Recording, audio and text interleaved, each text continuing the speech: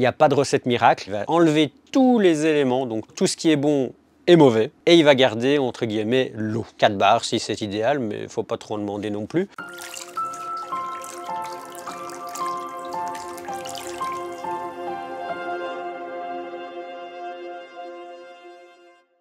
Bonjour, bienvenue sur Aquabotta. Alors la semaine dernière, on était sur une vidéo sur la maintenance de notre aquarium. Aujourd'hui, on reste dans la même lignée. On va parler d'un point qui est plus ou moins important en fonction de la population que vous allez avoir et de la qualité d'eau que vous avez chez vous. Ça, c'est déjà un peu plus délicat. On va parler de l'osmoseur et de son utilité. Alors c'est quoi déjà un osmoseur? Un osmoseur, c'est un appareil que l'on branche sur son eau de conduite et qui va filtrer. Il va séparer l'eau de deux manières.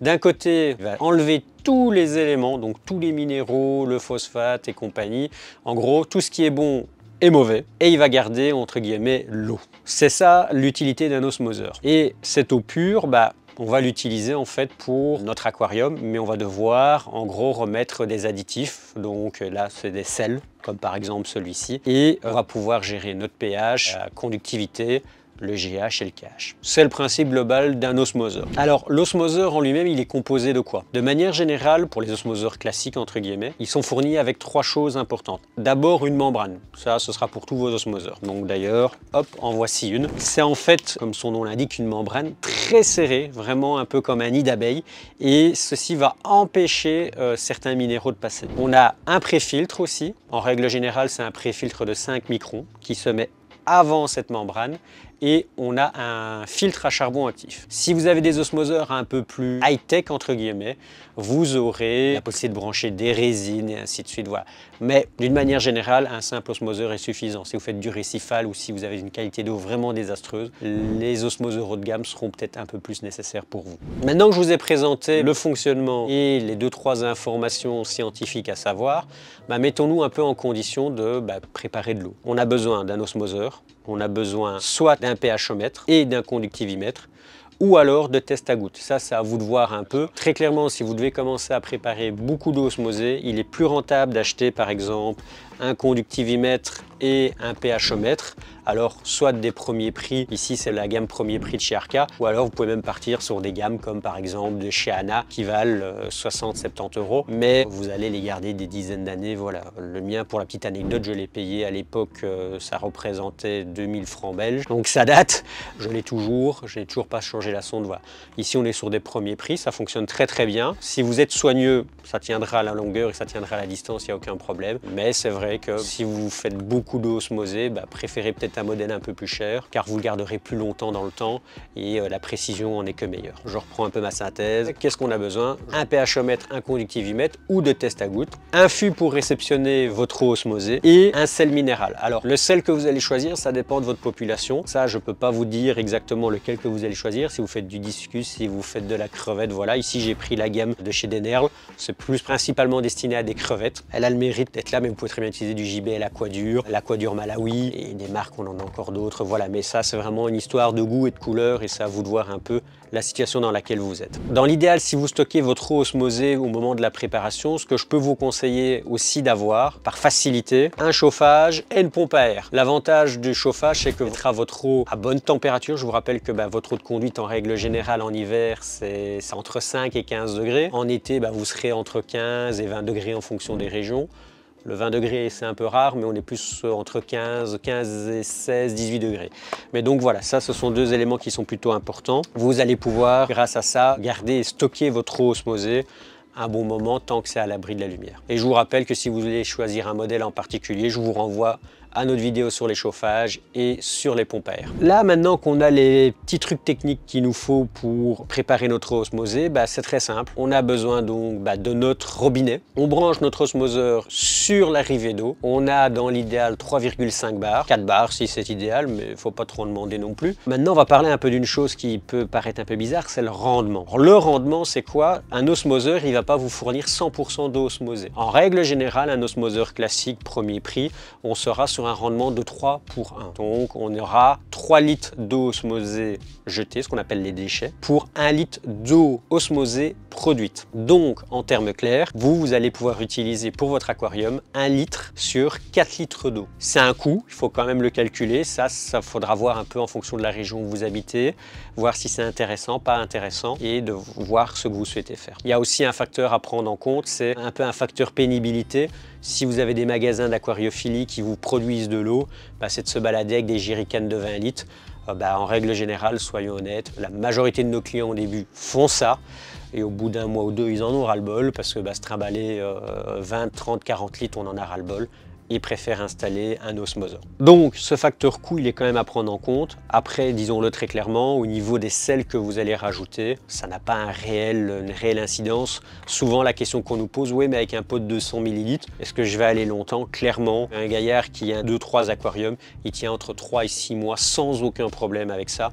Et si vous avez du nanobac, donc du 20-30 litres, vous allez tenir 1 an, voire peut-être même plus en fonction des volumes que vous allez changer. Mais donc revenons un peu à notre osmoseur et comment on prépare. En hiver, je vous conseille de produire votre eau en journée et non la nuit, car pour rappel, l'osmoseur fonctionne en fonction de la température aussi. C'est-à-dire que s'il fait trop frais, votre rentabilité d'eau, on va dire ça comme ça, sera beaucoup plus faible. C'est-à-dire que vous, pour à la place de produire 1 litre pour 3, vous serez peut-être à 1 litre pour 5.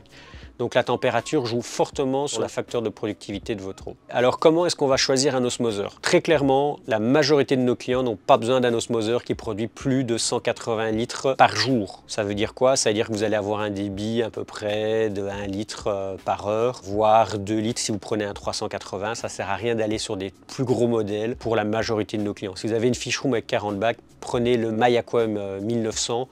C'est une tuerie, mais par contre pour la majorité des gens, clairement, vous pouvez rester sur des petits modèles, 180 litres par jour, 390 litres par jour, vous n'avez pas besoin de plus. Alors souvent quand on déballe l'osmoseur, on se retrouve un peu bête, on se dit mince, j'ai 3 tuyaux, il y en a un qui va à votre arrivée d'eau, un c'est votre eau de déchets, et le troisième c'est évidemment l'eau qu'on va utiliser. Vous mettez votre tuyau à votre arrivée d'eau, le deuxième dans l'idéal soit dans un sterput pour évacuer l'eau de déchets. Vous pouvez aussi très bien l'utiliser pour votre jardin, si vous avez une citerne ou quoi que ce soit, ou pour vos WC ou une toute autre utilité, mais non, c'est une eau à ne pas consommer pour nous, que les choses soient claires, au même titre que l'eau osmosée. Et un tuyau pour votre eau osmosée. Dans l'idéal, préférez un petit fût de jardin, les bleus, ça fonctionne super bien, de 50, 100, 200 litres, en fonction de votre situation. Et là-dedans, vous pourrez en même temps préparer votre eau reminéralisée. Maintenant qu'on l'a branché à notre arrivée d'eau, il y a 2 choses importantes à retenir. La première, votre osmoseur doit toujours rester en eau. La membrane ne peut jamais sécher. Si cette membrane, elle sèche, votre osmoseur est foutu. La deuxième chose à savoir, c'est qu'avant chaque utilisation, vous allez devoir rincer la membrane qui est ici. Pour ça, vous avez un petit robinet qui est juste là. Pendant 3-4 minutes, vous tournez ce petit robinet, vous laissez partir toute l'eau dans les égouts. Une fois les 2-3 minutes passées, même 4-5 en fonction de si vous êtes maniaque ou pas, vous coupez, vous retournez ce petit robinet et là, la production d'eau osmosée va vraiment commencer. Une fois que vous avez récolté votre eau osmosée dans votre fût, en règle générale, elle sera à entre 15 et 16 degrés. Gardez bien en tête que votre conductivité et votre pH, donc la dureté totale de votre eau et de votre pH, sont influencés par la température. Vous avez un petit tableau que vous retrouverez juste ici. Soit vous chauffez votre eau à une température de 20 degrés ou alors vous vous référez à ce petit tableau et vous commencez à mélanger vos sels. Ne mettez pas des grosses cuillères au début. Alors la première fois, c'est un peu fastidieux, disons-le très clairement, parce qu'on ne sait pas exactement le dosage qu'on doit mettre pour préparer son eau en fonction de la qualité d'eau.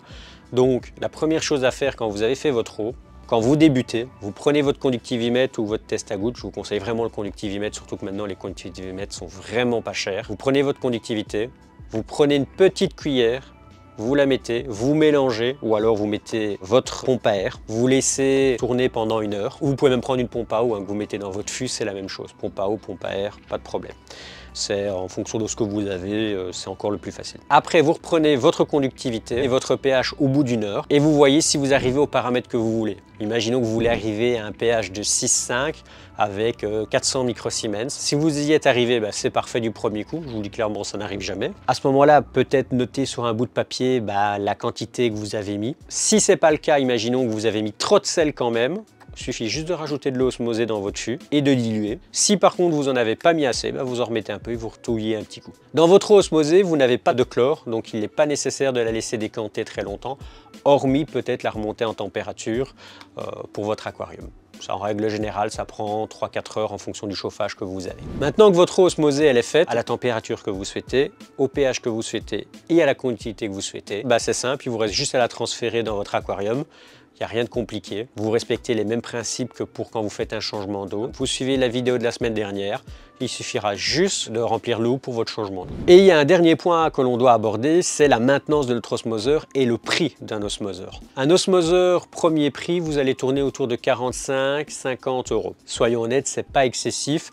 Vous avez des osmoseurs comme le Mayaqua où vous serez à 300 euros, mais c'est des usines à gaz, vous pouvez tout faire avec. Clairement, pour l'aquariophile lambda, c'est pas nécessaire. Ça sert à rien d'aller vers des usines à gaz. Si vous n'avez pas du récifal, si vous n'avez pas une grosse fish room, sauf si c'est votre dada, à ce moment-là, faites-le. Sinon, contentez-vous honnêtement d'un 180 ou d'un 380, c'est largement suffisant. En budget, de manière générale, comptez une centaine d'euros, tout compris, quand vous allez acheter vos équipements.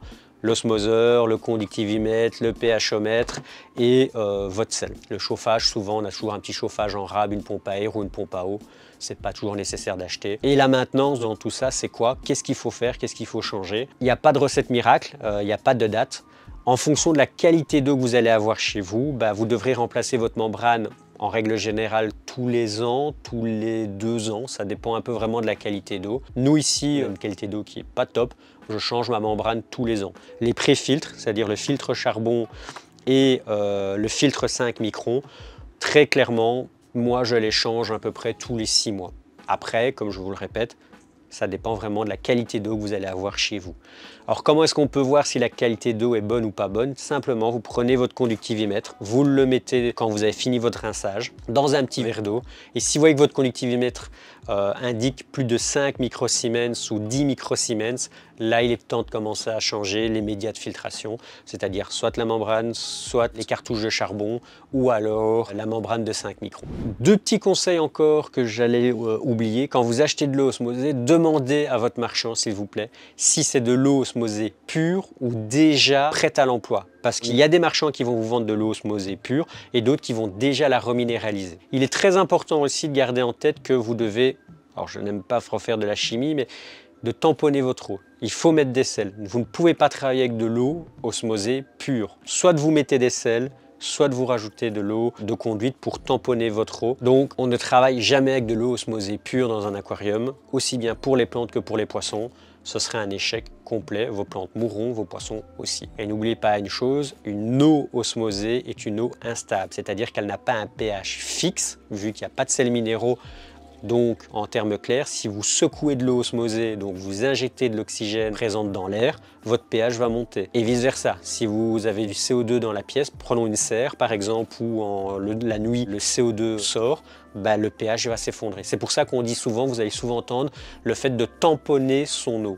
Ça veut dire quoi? Ça veut dire qu'en rajoutant des sels, on va créer un équilibre entre le pH et la dureté de l'eau pour que les liens soient assez forts pour que en un coup votre pH ne s'effondre pas. Si vous faites mal ce point-là, il y a de fortes chances que vous mettez votre aquarium en acidose. Et là, vous pouvez avoir de grosses catastrophes. Et encore plus si vous utilisez du CO2, car pour rappel, le CO2 a pour fonction de baisser votre pH et en même temps votre dureté. Donc faites très attention à ça. Si vous avez des doutes, n'hésitez pas à nous contacter. C'est toujours avec un plaisir qu'on répondra à vos questions. C'est une vidéo qui, cette fois-ci, était peut-être un peu plus indigeste sur le plan technique parce que il y a plein de petites informations pour quelqu'un qui débute.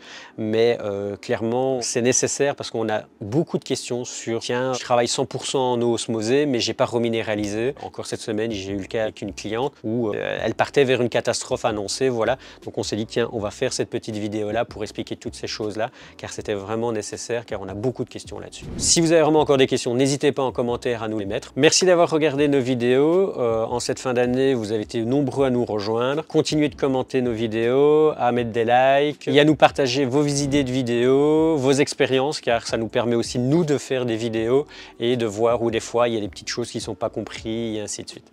Donc voilà. Merci à vous. Je vous souhaite encore de bonnes fêtes de fin d'année et on se retrouve la semaine prochaine pour une nouvelle vidéo. À bientôt.